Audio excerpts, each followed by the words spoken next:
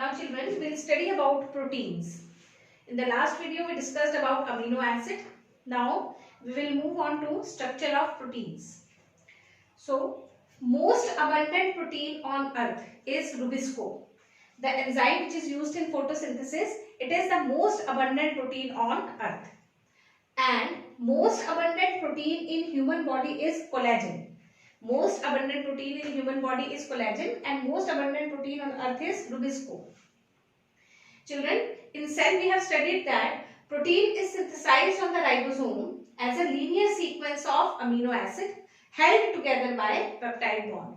So protein synthetic machinery or protein factory of the cell is ribosomes, and protein is synthesized on ribosomes as a linear sequence of amino acid held together by peptide bond.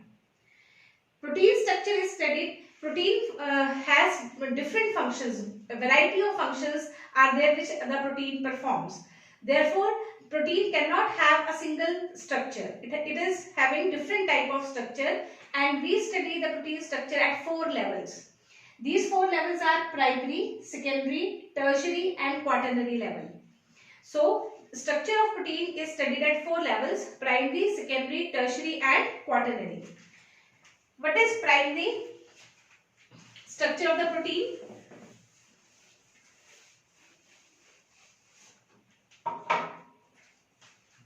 So first we will discuss the primary structure of the protein.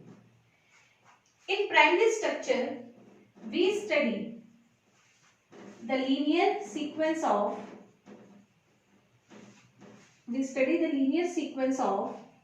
amino acids in a polypeptide chain. In primary structure, we study the linear sequence of amino acid in a polypeptide chain, and in addition to the sequence, we also study and the position of disulfide bond, if any.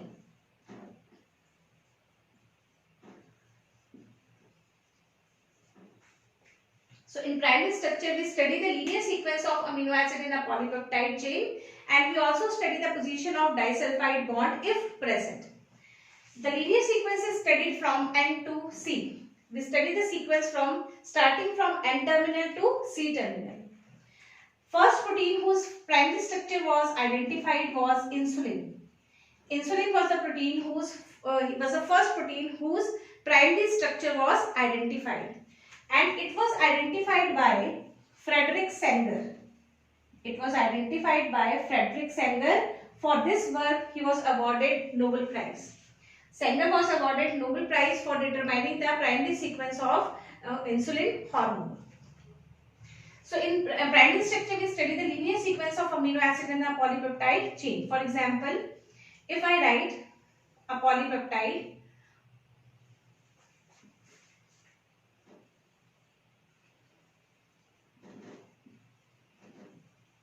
like this.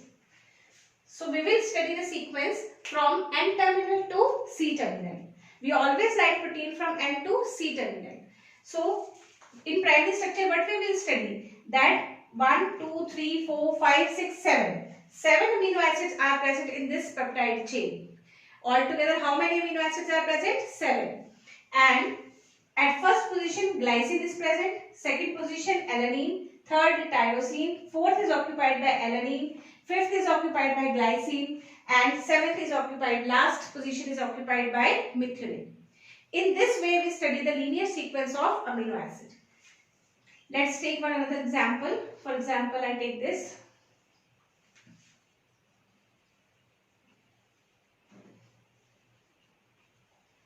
So in this polypeptide, how many amino acids are present? 8. And in this peptide, cysteine is also present.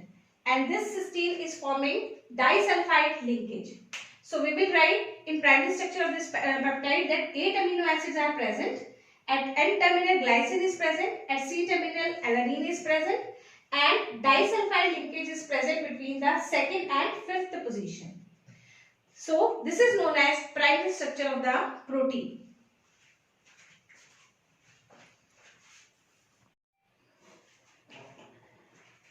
Now we have discussed that primary structure. In primary structure, we study the linear sequence of amino acid and the position of disulfide bond. So primary structure is stabilized only by the covalent bond, that is a peptide bond. Primary structure is stabilized by a covalent bond, that is peptide bond. Next is secondary structure.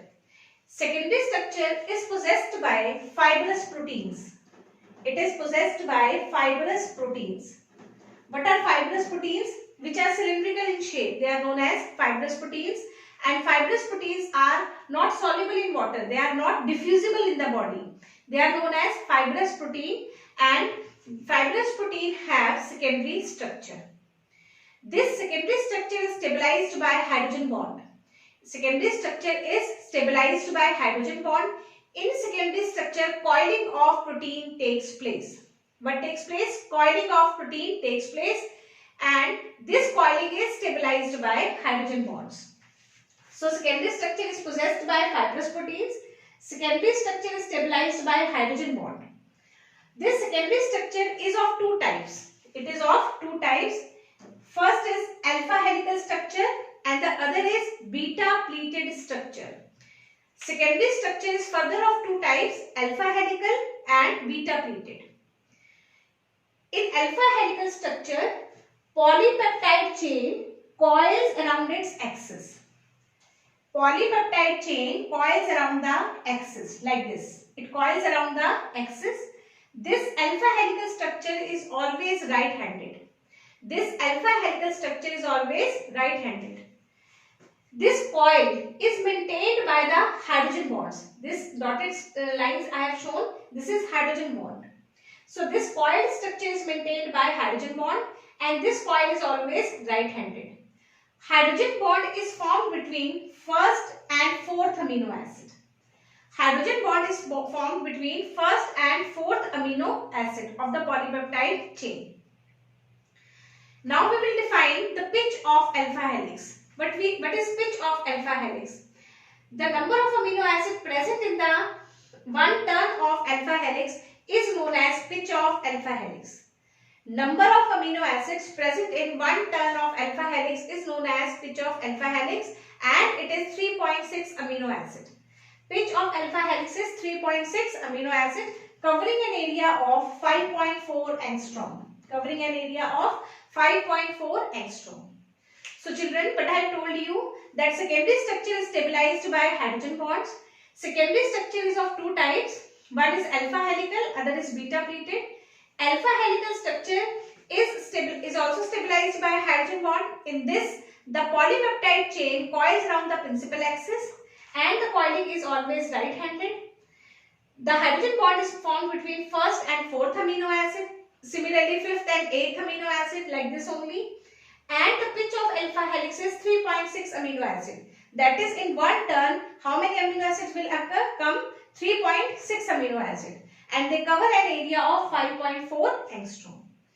Example of alpha helix is keratin. Example of alpha helix is keratin, which is present in our hair. It is also present in our skin. So our hair are made up of keratin, and this keratin is made up of keratin is having alpha helical structure. Another example is fibrin. Another example is fibrin, which helps in blood clotting. So these are the two examples of the proteins which have alpha helical structure.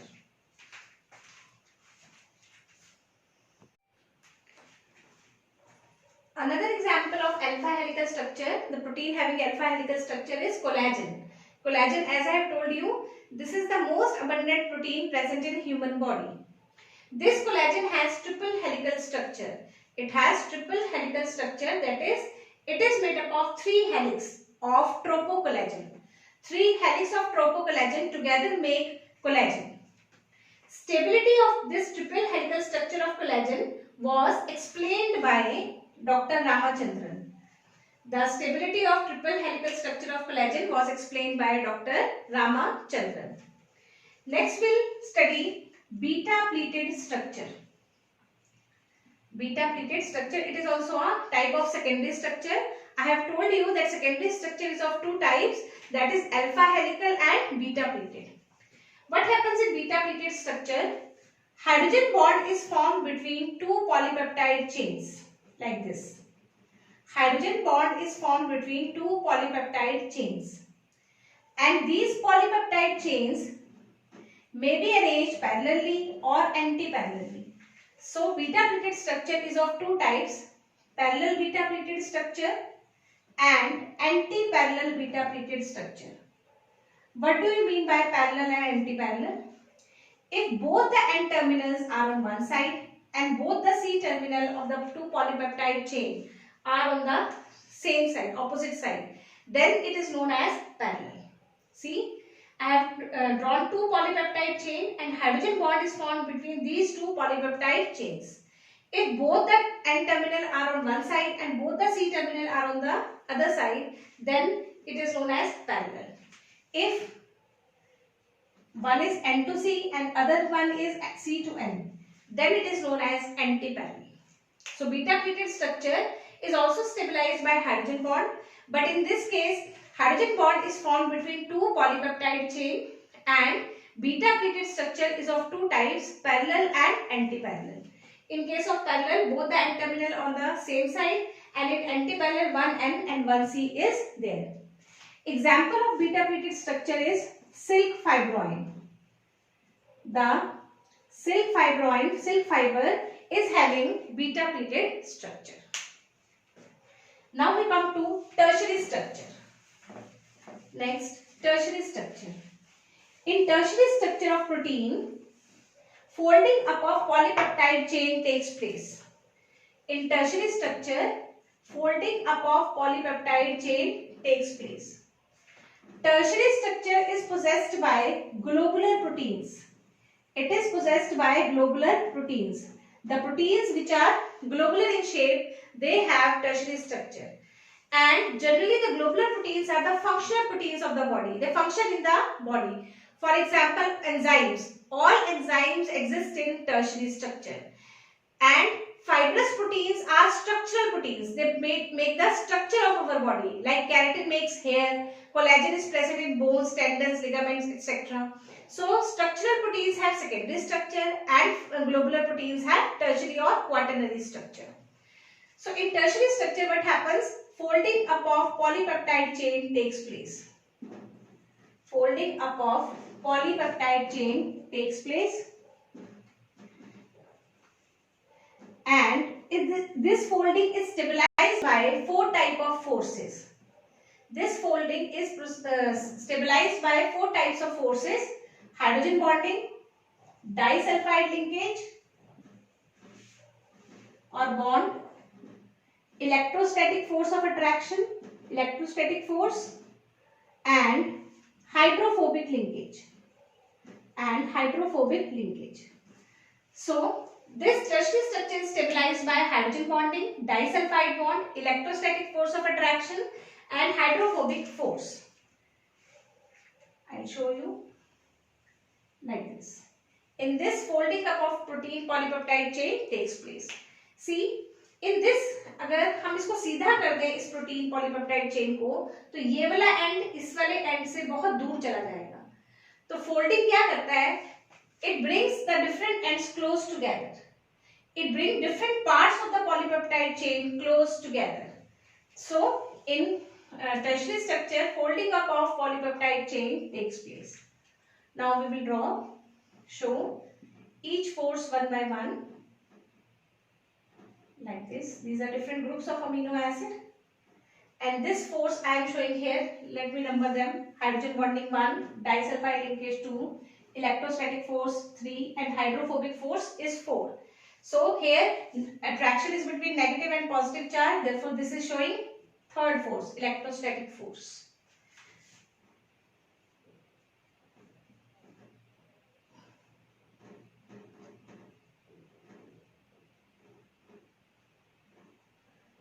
This is showing hydrogen bonding. See, what is hydrogen bond? The force of attraction, the bond formed between two electronegative atoms. Bond formed between two electronegative atoms with hydrogen in between is known as hydrogen bonding. So, this is hydrogen bonding. Disulfide linkage. This is disulfide linkage. This is 2. And hydrophobic force. What is hydrophobic force? When we bring two hydrophobic compounds close together, they develop a force of attraction. So this is hydrophobic force. So tertiary structure is stabilized by 4 types of forces: hydrogen bonding, disulfide linkage, electrostatic force of attraction, and hydrophobic force. Example of tertiary structure is enzymes. Enzymes work in tertiary structure. So globular proteins are present in our body. They generally have tertiary structure.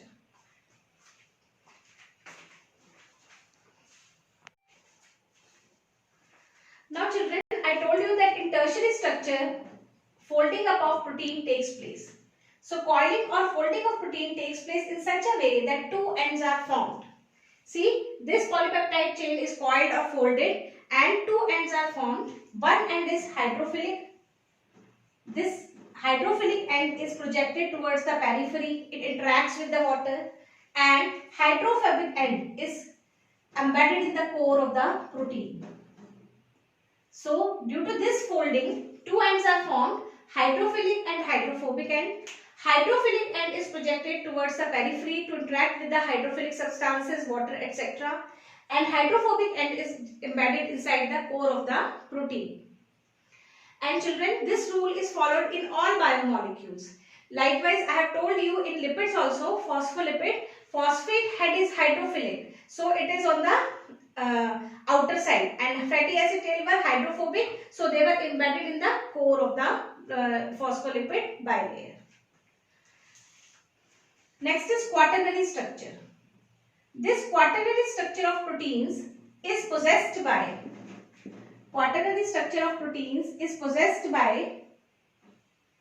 oligomeric proteins.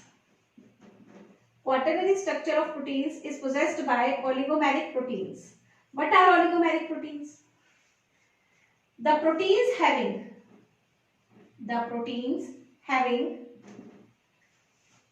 more than one polypeptide chain. The proteins having more than one polypeptide chain are known as oligomeric proteins. So if you want to make bunch of flowers, you have 4 flowers and you want to make a bunch of 4 flowers. So you have to tie those 4 flowers with some tape or thread. Likewise, if a protein is made up of 4 polypeptide chains, so those 4 polypeptide chains are held together by some forces, and the resultant structure formed is known as quaternary structure. And the protein which has more than one polypeptide chain is known as oligomeric protein. For example, hemoglobin. Hemoglobin is tetrameric protein. It is a tetrameric protein. Tetrameric means, tetra means 4, meric means subunits or polypeptide chains. It has 4 polypeptide chains of 2 types. One is alpha, one is beta type. And 2 alpha, 2 beta come together to form one hemoglobin molecule. So, hemoglobin is a tetrameric protein. 2 alpha chains and 2 beta chains together form hemoglobin. And these 4 chains are held together by different type of forces. Which forces? Hydrogen bond, hydrophobic force of attraction, and disulfide linkage.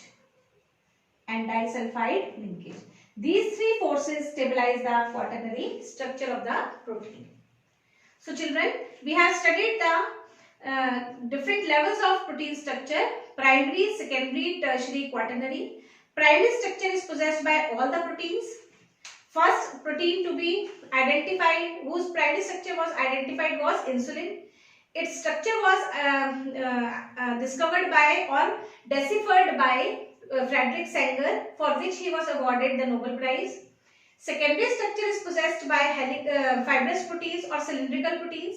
Fibrous proteins are structural proteins which make some structure in our body, and the secondary structure or the structure possessed by fibrous protein is of 2 types: alpha helical and beta pleated. Example of alpha helical is keratin, and beta pleated example is silk fibroin. Collagen present in human body has triple helix structure. Its structure was discovered by its stability was explained by Dr. Ramachandran. Tertiary structure is possessed by globular proteins. In tertiary structure, two ends are formed, hydrophobic and hydrophilic. Hydrophilic is towards the periphery and hydrophobic is embedded in the core. Tertiary structure is stabilized by four types of forces: hydrogen bonding, hydrophobic force, disulfide linkage, electrostatic force of attraction. All enzymes work in tertiary structure. Quaternary structure is possessed by oligomeric proteins, that is the proteins having more than one polypeptide chain, and these proteins are held together by three types of forces, or these polypeptide chains are held together by three types of forces: hydrogen bond, hydrophobic force and disulfide linkage. Example is hemoglobin, which is a tetrameric protein. It has 2 alpha and 2 beta chains.